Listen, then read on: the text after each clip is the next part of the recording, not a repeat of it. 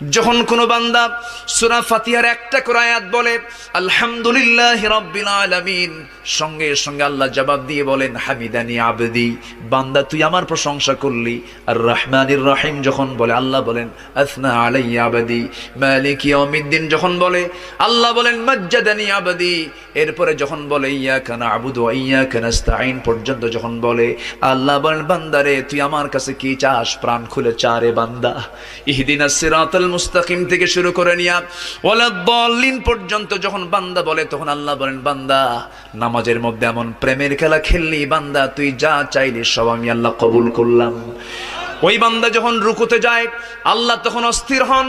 ওই বান্দা যখন সিজদায় যাওয়ার জন্য প্রস্তুতি নাই, সমস্ত ফেরেশতাকে ডাক দিয়ে বলেন ও ফেরেশতারা, এই বান্দাগুলো আমাকে দেখলো না, রাসূলকে দেখলো না, কোরআনকে দেখে হাদিসকে বিশ্বাস করে আমাকে খুশি করার জন্য তার সবচেয়ে সম্মানজনক